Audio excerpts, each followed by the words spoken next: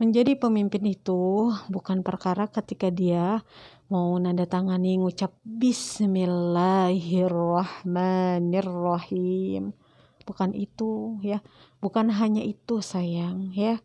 Karena membaca Bismillah, anak kecil pun kalau mau makan, mau minum, mau keluar rumah, mau naik kendaraan, mereka bisa mengucapkan Bismillah. Jadi bukan perkara itunya ya sayang. Tapi menjadi pemimpin, terlebih menjadi pemimpin negara, di mana pemimpin negara itu betul-betul besar gitu, yang diemban amanahnya, tentunya nggak main-main. Makanya Nabi memberikan wejangan kepada kita, nasihat kepada kita, kalau pengen bangsa itu makmur, maju, menjadi bangsa yang adidaya, maka pilihlah pemimpin yang memiliki 4 kriteria ini. Yang pertama adalah fatonah, cerdas. Cerdas dalam segala hal. Cerdas secara spiritual, cerdas secara emosional, cerdas secara sosial, ya. Cerdas secara intelektual, cerdas. Dan yang kedua, tabligh, menyampaikan, mengajak rakyatnya untuk percaya kepada Tuhannya, untuk melakukan perbuatan-perbuatan yang baik, ya. Jangan sampai melakukan perbuatan-perbuatan yang merusak moral, karena berawalnya tatanan sosial atau sebuah bangsa itu hancur, pertama itu disebabkan dari moral, rusaknya moral manusia. Manusia itu terhormat, jadi jangan sampai berperilaku seperti binatang, begitu. Dan yang ketiga, amanah. Amanah dia, bisa dipercaya, mengemban amanah dengan benar. Karena amanah menjadi seorang pemimpin, apalagi menjadi pemimpin negara, Masya Allah, sangat besar gitu tanggung jawabnya. Makanya memilih pemimpin itu harus orang yang berakal yang memilihnya. Tidak boleh yang tidak berakal, harus berakal. Kenapa? Karena akan menentukan kualitas daripada pemimpin tersebut. Itu ya. Dan yang terakhir adalah siddiq, benar, lurus perbuatannya, siratal mustaqim, tidak korupsi gitu ya.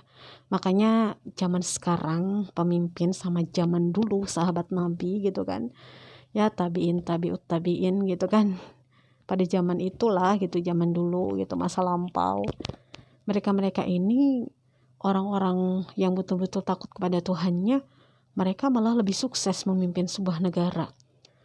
Malah gitu kan, Umar bin Abdul Aziz gitu memimpin negara hanya 2 tahun setengah saja, rakyatnya tidak ada yang mau menerima zakat, saking makmurnya.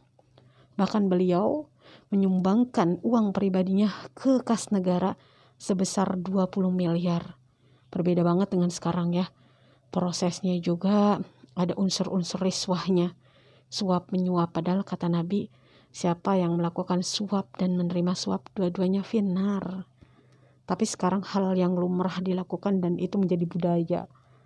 Ya itulah, makanya sampai kapanpun kalau kita masih melakukan proses untuk memilih pemimpin, ya ada unsur-unsur yang Allah tidak ridha, Allah murka.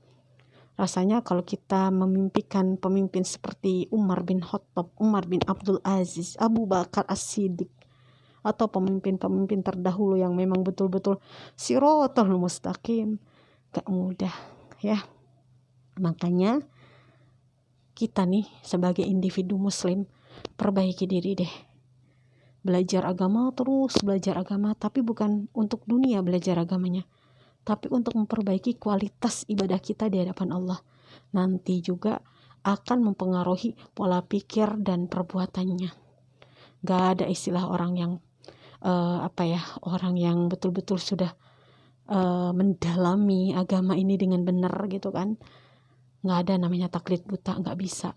Taklid buta itu nggak boleh, apalagi kepada manusia, termasuk kepada pemimpin.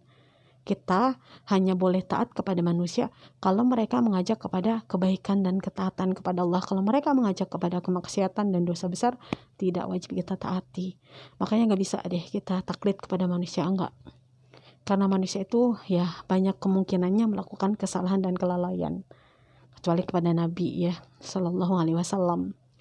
Makanya kita jangan berlebih-lebihan. Akhirnya apa?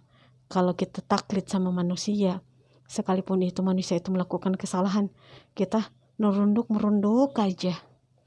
Makanya patokannya ketika kita melihat segala sesuatunya, kita berpatokannya adalah kepada dua wasiat Nabi, Al-Quran dan Sunnah.